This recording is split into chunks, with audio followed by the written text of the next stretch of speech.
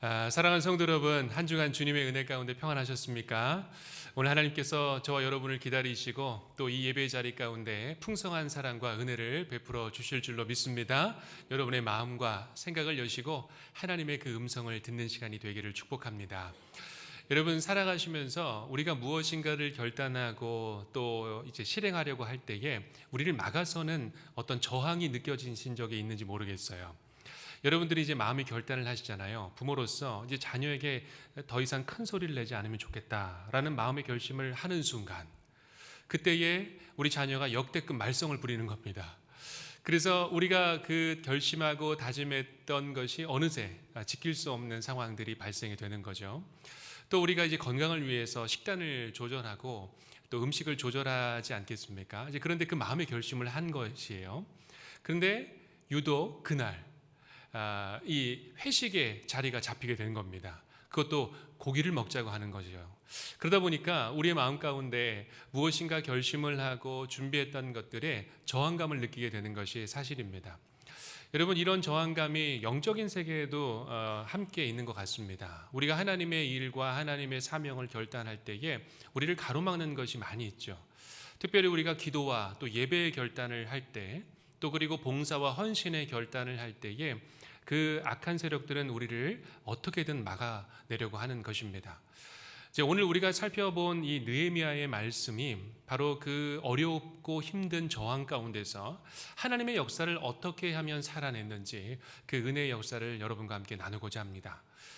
우리가 오늘 느헤미야 2장의 본문을 읽었는데요. 여러분 잘 아시다시피 느헤미야 1장의 말씀을 보면 이 느헤미야는 굉장히 고위관리직, 즉 이 왕의 술관원을 맡았던 사람이었습니다.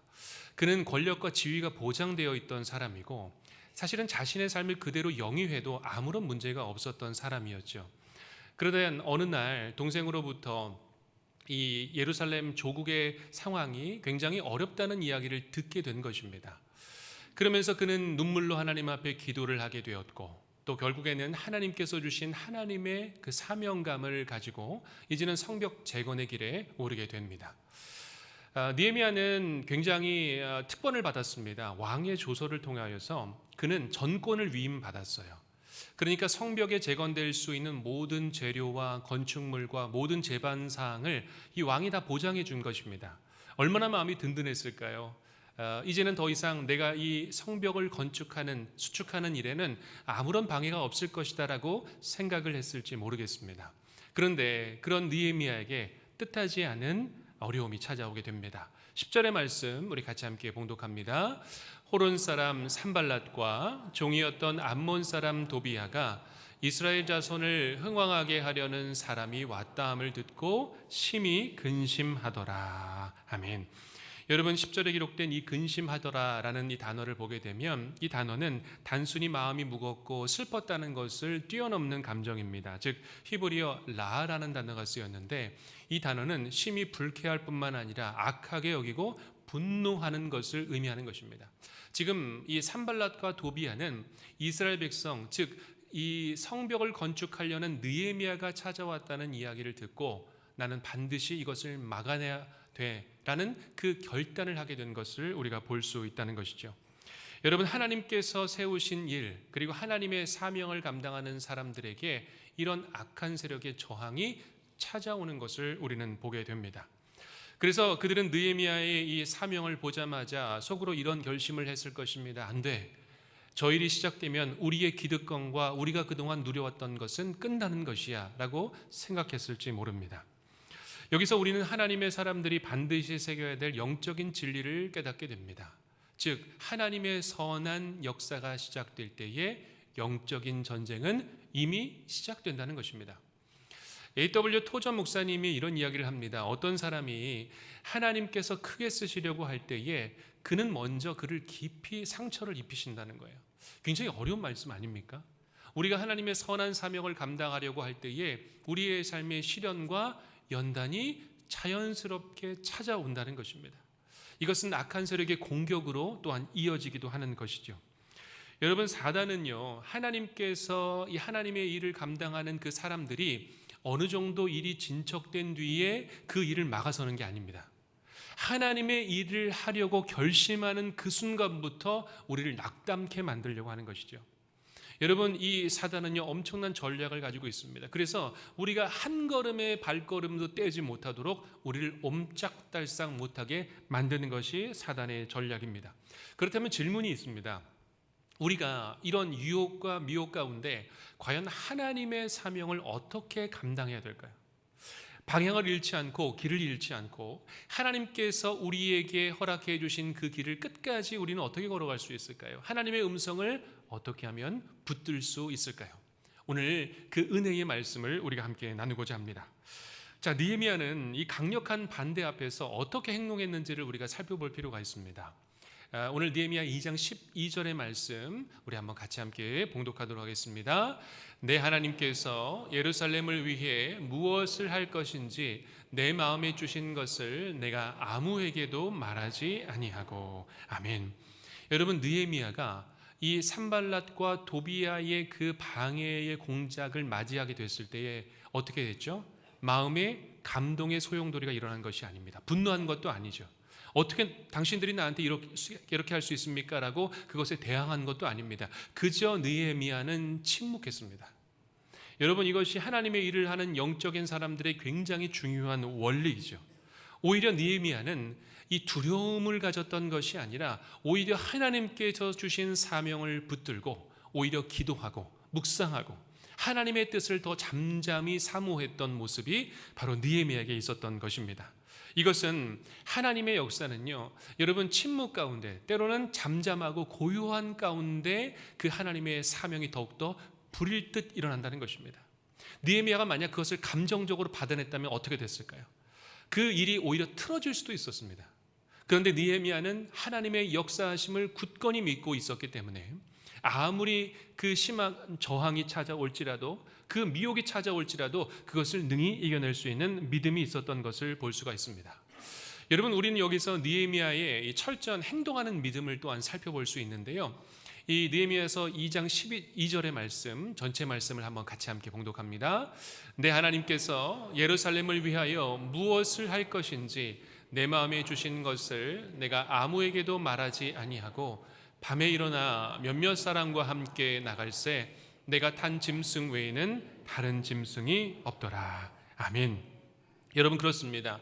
느헤미야는 하나님이 주신 마음에서 시작해서 이제 그 믿음의 발걸음을 떼는 행동하는 믿음으로 나아가고 있습니다.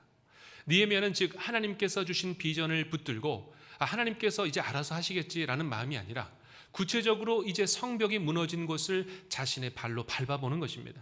또 무너진 성벽의 상황을 구체적으로 살피면서 하나님께서 내게 이 비전을 주셨으니 내가 이 성벽을 이제는 중수할 것이다, 재건할 것이다 라는 그 비전의 청사진을 그리게 된 것입니다. 여러분, 놀랍지 않습니까?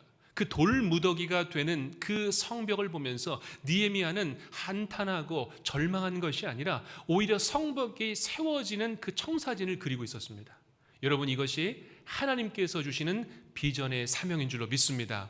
여러분, 우리의 삶의 자리가 때로는 이렇게 무너져 있을 수 있습니다.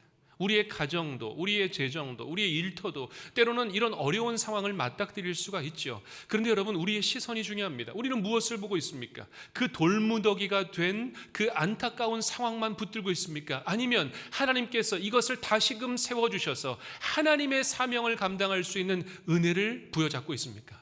바라기는 여러분의 믿음과 여러분의 삶이 하나님의 비전과 사명으로 충만하시기를 주의 이름으로 축복합니다. 여러분, 이것이 바로 느헤미야의 믿음이었습니다.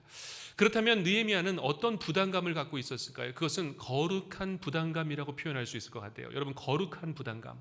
이 두 단어가 만난 것이 조금 어색하지 않습니까? 역설적이지 않습니까? 부담감 앞에 거룩함이라는 단어가 붙은 거예요. 여러분, 우리가 하나님의 말씀을 듣고 하나님의 비전을 받게 됐을 때 우리 모두는요, 거룩한 부담감을 부여받게 됩니다. 여러분, 그렇죠? 하나님의 말씀을 우리가 듣는다는 것은 무엇일까요? 거룩한 부담감이 우리 안에 들어오는 거예요. 우리가 하나님께서 이런 비전과 사명을 행하시기를 바라보면서 하나님께서 우리에게 분명한 말씀을 주세요. 너가 이것을 행했으면 좋겠다. 너가 이 말씀대로 따랐으면 좋겠다. 너가 삶에서 이런 믿음을 실천했으면 좋겠다. 하나님께서 언제나 우리에게 그런 거룩한 부담감을 주세요. 그런데 여러분, 거룩한 부담감은 누구나 받습니다. 누구나 받지만 느헤미야처럼 한 걸음 더 나아가서 그 상황을 살펴보는 사람이 있는가 하면, 아니면 여전히 내 삶의 자리에서 그 자리에서 나의 발을 묶어두고 한 발짝도 움직이지 못하는 사람들도 여전히 많이 있다는 것입니다. 사랑하는 여러분, 우리의 믿음은 무엇에 있을까요? 우리의 믿음은 어디에 있을까요? 바로 느헤미야처럼 하나님께서 주신 그 믿음의 한 걸음을 떼기 시작할 때에 하나님의 역사가 여러분에게 시작될 줄로 믿습니다. 자, 우리가 함께 이제 17절 말씀을 함께 읽어보겠습니다. 이게 느헤미야가 하나님께서 주시는 그 사명을 붙들고 이제 모든 상황을 살펴본 뒤에 이제 백성들에게 이렇게 이야기하고 있습니다. 다 함께 봉독하겠습니다. 후에 그들에게 이르기를 우리가 당한 곤경은 너희도 보고 있는 바라. 예루살렘이 황폐하고 성문이 불탔으니 자, 예루살렘 성을 건축하여 다시 수치를 당하지 말자 하고. 아멘. 이제 느헤미야는 사람들의 마음을 모으기 시작합니다. 한 마음으로 모으는 거죠. 오늘 이 찬양대의 찬양 중에서 한 마음으로, 그런 가사가 있었죠. 한 마음으로 찬양하고 한 마음으로 기뻐하고. 가사가 너무나 마음에 와닿습니다. 여러분, 사람들을 한 마음으로 지금 모으고 있는 거예요. 그러면서 느헤미야는 수치를 당하지 말자라는 표현을 씁니다. 이 수치를 당한다는 것은 부끄러움을 느끼고 우리나라가 뺏겼지, 우리 성벽이 불탔지, 참 우리가 부끄럽다 정도가 아닙니다. 오늘 느헤미야가 말하는 이 수치라는 것은 잃어버린 체면을 다시 세우자는 것이 아니라 하나님의 백성으로 잃어버린 존귀를 회복하자는 거예요. 하나님의 백성다운 삶의 모습을 회복하자는 거예요. 그것이 성벽 재건으로 나타나자는 겁니다. 사랑하는 여러분, 우리는 삶에서 참으로 이 한국교회가 어려운 시절을 살아가고 있는 것이 사실입니다. 우리 장로님께서도 기도해 주셨지만 한국교회가 교회답고 교회가 교회다운 모습을 갖추기가 참으로 어려운 시대를 살아가고 있죠. 언론에는 일부러 교회의 그 어려움들을 많이 들춰내고 있어요. 근데 여러분 한번 잘 생각해 보세요. 물론 그렇게 어려움을 당하는 교회도 있는데요, 교회가 수없이 행하는 구제의 사역과 선한 영향력은요, 이 언론에서는 전혀 다루지 않습니다. 그것이 이 편중된 시야거든요. 그렇게 우리가 이런 안타까운 시선을 받고 있는 겁니다. 사실은 교회가 얼마나 선한 일을 많이 하고 있습니까? 다른 기관이 못하는 수많은 일들을 많이 하고 있습니다. 그런데 일부러 그런 시선을 두고 있는 거죠. 여러분, 하나님께서 우리에게 주시는 그 마음, 하나님이 수치를 당하지 않는 것, 그것은 하나님께서 우리의 삶에 영광이 되어 주신다는 그 목표와 비전을 품는 것을 말하는 것이죠. 사랑하는 여러분, 여러분의 비전과 여러분의 목표는 무엇입니까? 단지 내가 무엇을 성취하고 잘 되는 것, 그 이상을 넘어서서 오늘 이스라엘 백성들의 마음이 저와 여러분의 마음이 되었으면 좋겠어요. 바로 우리의 궁극적인 삶의 목적은 하나님의 영광과 그리고 하나님의 존귀와 하나님께서 찬양되심을 우리가 믿음으로 고백하시기를 축복합니다. 여러분, 그것이 우리의 최종적인 이유와 목적이 되어야 되는 것이죠. 그러므로 여러분, 우리는 복음의 권위를 세워야 돼요. 이제는 하나님의 능력이 능력다우실 수 있도록, 하나님의 이름이 높임을 받으실 수 있도록 그런 삶의 발걸음 그리고 삶의 여정을 살아내야 한다는 것입니다. 오늘 이 성도들이 함께 모여서 이 백성들이 그 하나님의 이름을 붙잡기 시작했습니다. 한 마음을 품기 시작했어요. 말씀 앞에서, 기도 앞에서, 사랑과 헌신 앞에 이제는 자신들의 마음을 결단하기 시작합니다. 사랑하는 성도 여러분, 우리 연신교회가 이런 믿음에 함께하는 결단을 다 함께 품으시기를 주의 이름으로 간절히 축복합니다. 자, 느헤미야는 계속해서 말을 이어갑니다. 18절의 말씀 우리 같이 함께 봉독합니다. 또 그들에게 하나님의 선한 손이 나를 도우신 일과 왕이 내게 이른 말씀을 전하였더니 그들의 말이 일어나 건축하자 하고 모두 힘을 내어 이 선한 일을 하려 하며. 아멘. 오늘 느헤미야는 이 단순한 설득을 한 것이 아닙니다. 오늘 말씀에 보면 하나님의 선한 손이 어떻게 역사했는지에 대한 이야기를 그곳에 모인 사람들에게 전파하고 있습니다.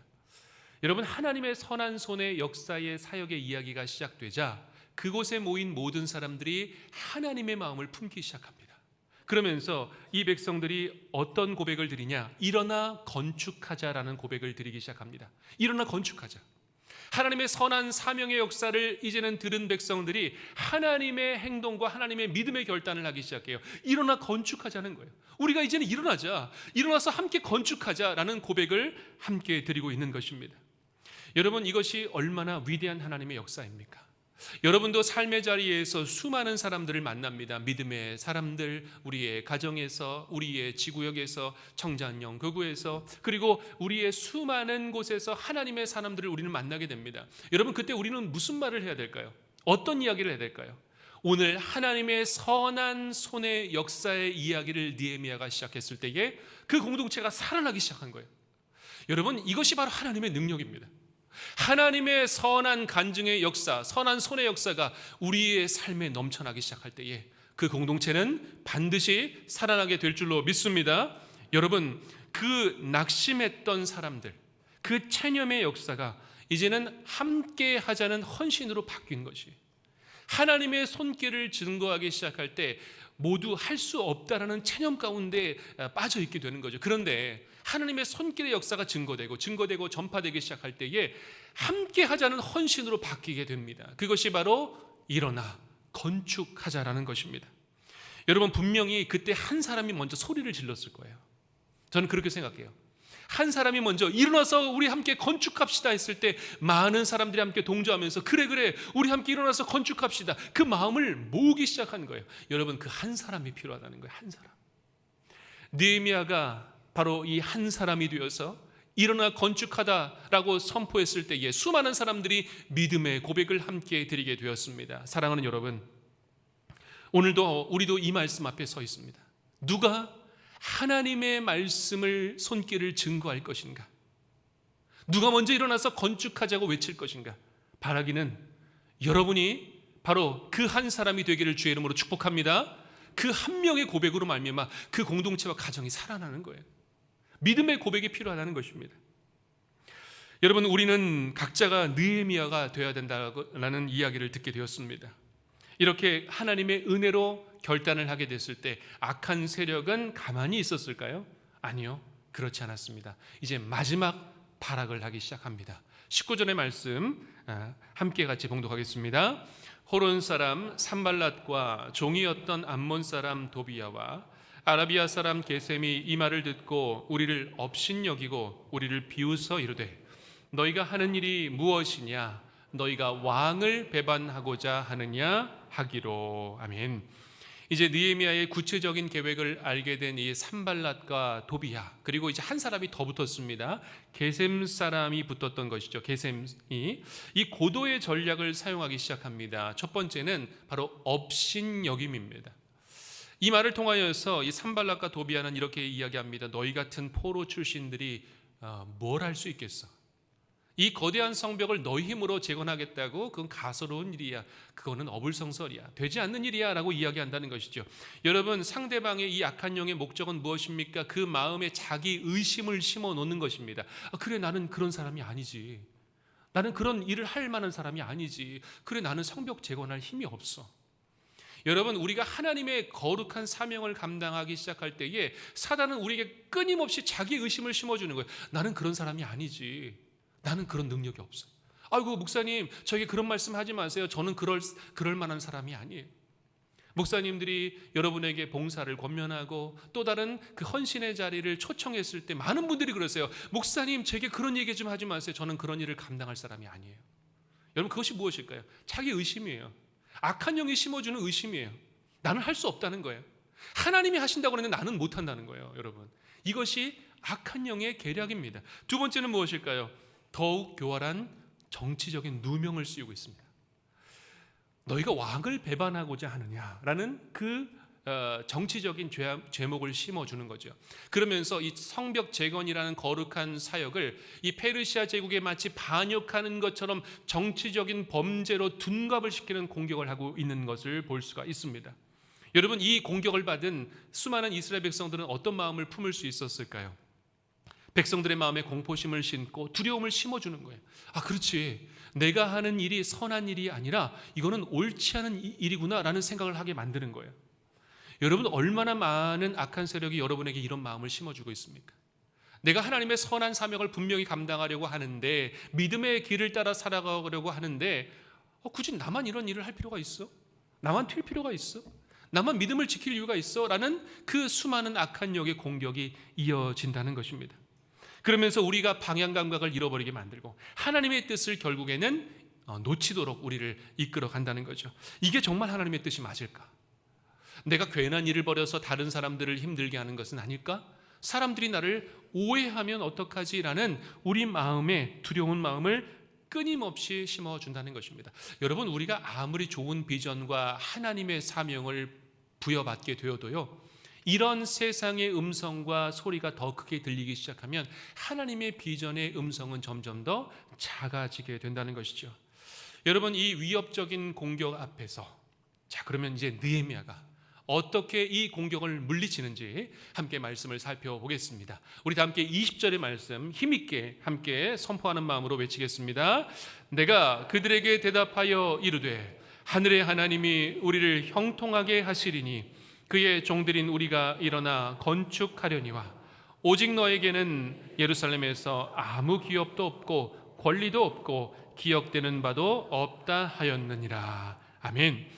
여러분, 이 선포에는 놀라운 섭리와 지혜가 드러나 있는 것을 우리가 볼 수 있죠. 첫 번째는 바로 그는 싸움의 주체를 바꾸기 시작합니다. 내가 왕의 허락을 받았다라고 말하지 않고 하늘의 하나님이 우리와 함께 하심을 믿음으로 선포하고 있습니다. 즉, 이 싸움의 주권은 하나님께 있다는 것입니다. 하나님께서 결국 이 싸움을 행하실 것이라는 믿음의 고백을 하고 있는 것이죠.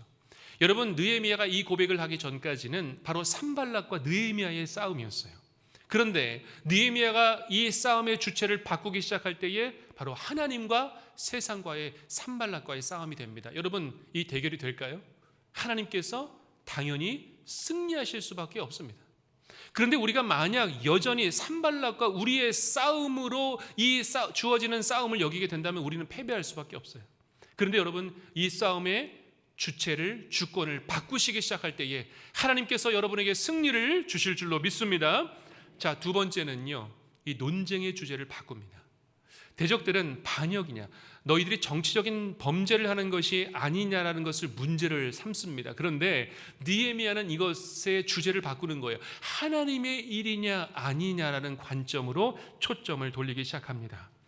여러분, 우리는 불필요한 논증이나 설득에 시간을 쏟을 이유가 없습니다. 그렇죠? 어느 정도 그런 이야기를 우리가 받아낼 수 있지만 결국에는 더 중요한 것이 있다는 거예요. 하나님의 사명을 우리가 반드시 이뤄내는 것이 우리의 궁극적인 목적입니다. 그런데 우리가 이 하나님의 부르심이라는 이 가장 중요한 전쟁에서 승리하기 위해서는 바로 논쟁에서 이기려고 하는 것이 아니라 하나님의 부르심을 더욱더 붙잡아야 된다는 것이에요. 여러분, 이 다윗과 골리앗의 싸움 여러분 잘 알고 계실 겁니다.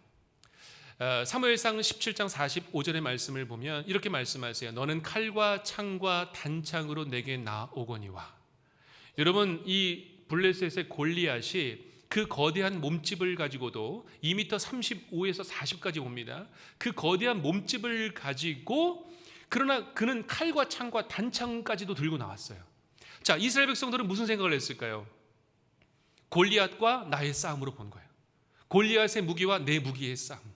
그것은 사울 왕도 동일한 마음이었습니다. 그런데 다윗은 그 주체를 바꾸는 거예요. 그리고 그 시선을 바꿔냅니다. 너는 칼과 창과 단창으로 내게 나오지만 나는 이스라엘 군대의 하나님의 이름으로 내게 나아가노라 라고 믿음의 선포를 하고 있습니다. 여러분, 이것이 우리의 싸움이에요. 이것이 우리의 승리의 요인입니다. 오늘 이 다윗의 믿음의 고백처럼 우리에게 세상의 비난과 조롱이 찾아올 때, 악한 영의 공격이 찾아올 때마다 여러분, 하나님을 앞장 세우시며 하나님께서 싸우실 수 있도록, 하나님께서 승리하실 수 있도록 믿음의 고백을 드리시는 여러분 되시기를 축복합니다. 결국 이 느헤미야가 한 채의 흔들림도 없이 이 믿음의 싸움을 승리할 수 있었던 이유가 있었습니다. 그것은 바로 이 느헤미야의 마음과 생각은 온통 하나님의 비전으로 가득 채워져 있었기 때문입니다. 세상의 소리가 아무리 들려봐도 느헤미야는 흔들리지 않았어요. 왜냐하면 하나님의 비전이 자신의 그 부르심을 이끌어가 주고 계셨기 때문이죠. 여러분, 그렇습니다. 이 세계적인 기독교 변증가인 이 라비 제커라이어스라는 분은요, 이 비판의 소리가 내면의 부르심보다 더 커지지 않게 하라고 말씀합니다. 여러분 잘 한번 보십시오. 우리의 내면의 부르심, 하나님께서 우리에게 주신 내면의 부르심과 소명이 있습니다. 그런데 우리 주변에 비판의 소리들이 많이 들려요. 그것을 어떻게 하면 막아내려는 수많은 세력들이 있습니다. 그것이 더 커서는 안 된다는 거예요. 하나님의 목소리가 여러분의 삶에 더 크게 들려야 된다는 거예요. 여러분을 끊임없이 힘들게 하고 낙담하게 하고 절망케 하는 수많은 삶의 이야기들이 더 커서는 안 된다는 거예요. 오직 하나님의 음성이, 하나님의 그 부르심이 여러분의 삶을 이끌어 가시기를 축복합니다. 자, 여러분 어떤 소리가 솔직하게 더 크게 들리세요? 여러분의 한 주간의 삶을 한번 돌아보세요. 어떤 소리가 더 크셨어요? 세상의 방해의 소리들이 더 컸습니까? 아니면 하나님의 약속이 더 크게 들리셨습니까? 사람들의 평가의 소리가 더 중요했습니까? 아니면 나를 향한 하나님의 부르심이 여러분의 삶을 이끌어 가고 계십니까? 하나님의 부르심의 소리가 어떤 세상의 소리보다 더 선명하고 분명해지시기를 주의 이름으로 축복합니다. 자, 느헤미야 이야기는 분명히 우리에게 이야기해 줬습니다. 우리가 하나님의 길을 걸어갈 때에 우리에게 찾아오는 이 시련과 고통들은 분명히 찾아올 것이다 라는 것이죠. 그러나 믿음의 사람들은 그것을 두려워하는 사람들이 아닙니다. 오히려 우리의 삶에서 찾아오는 많은 저항들, 때로는 우리가 믿음의 결단을 냈을 때에 우리의 그 믿음의 결단을 비웃는 사람들도 있어요. 심지어는 가족들이 그걸 말리기도 합니다. 우리의 삶에서 찾아오는 이런 어려운 상황들, 의심과 두려움 가운데 우리는 무엇을 붙들어야 될까요? 여러분, 느헤미야는 이제 말씀으로 다시 한번 돌아가서 생각해 본다면 왕의 조서를 받은 사람이었습니다. 만약 산발랏과 도비야와 이 게셈이 자신 앞에 방해자로 등장했을 때에 이 느헤미야는 왕의 조서를 딱 들면서 이것이 왕이 나에게 준 조서입니다 라는 한마디만 했다면 그 모든 것들은 다 잠잠해졌을 것입니다. 그런데 느헤미야는 이 왕의 조서를 들지 않았어요. 여러분, 이것이 중요한 것입니다. 그는 왕의 조서보다 하나님의 형통하심, 하나님의 선한 손의 역사를 더욱더 믿고 나아갔던 것을 우리가 보게 되는 것이죠. 사랑하는 여러분, 우리는 무엇을 붙들기를 간절히 소망하고 있습니까? 지금도 하나님의 선한 손길과 하나님의 형통의 역사는 우리에게 부어지는 줄로 믿습니다. 여러분, 그 하나님의 형통의 역사, 하나님의 선한 손을 붙잡으면 우리는 반드시 승리하게 되는 거예요. 성벽을 재건하게 되는 거예요. 하나님께서 여러분에게 주신 그 은혜의 역사, 비전을 우리는 마침내 성취하게 될 줄로 믿습니다. 우리 연신교회는요, 이제 하나님의 선한 형통의 역사, 그 선한 손을 붙잡기를 소망합니다. 그럴 때에 하나님께서 저와 여러분에게 약속하신 그 성벽 재건의 역사가 현실화되고 삶이 되고 우리의 삶에 놀랍게 나타날 줄로 믿습니다. 자, 이제 우리 함께 믿음의 선포를 하는 시간을 갖도록 하겠습니다. 마음의 손을 얹고 이렇게 같이 함께 선포하겠습니다. 시작. 하늘의 하나님이 우리를 형통하게 하실 것입니다. 우리는 세상의 소리에 멈추지 않고 믿음으로 우리의 성벽을 세울 것입니다. 우리는 하나님의 종이니 일어나 건축할 것입니다. 아멘. 할렐루야. 주님께 영광의 박수 올려드리겠습니다. 아멘. 여러분, 우리가 믿음의 고백을 드린 것처럼 하나님은 여러분을 형통케 해 주실 줄로 믿습니다. 하나님의 선한 손이 우리의 삶의 끝까지 함께하여 주셔서 여러분의 삶의 자리, 가정을 세우고 여러분의 일터를 세우고 우리 연신교회를 세워주실 줄로 믿습니다. 그 은혜의 손을 붙잡는 저와 여러분 되시기를 주의 이름으로 간절히 축원드립니다. 아멘. 기도하겠습니다. 아버지 하나님, 감사를 드립니다.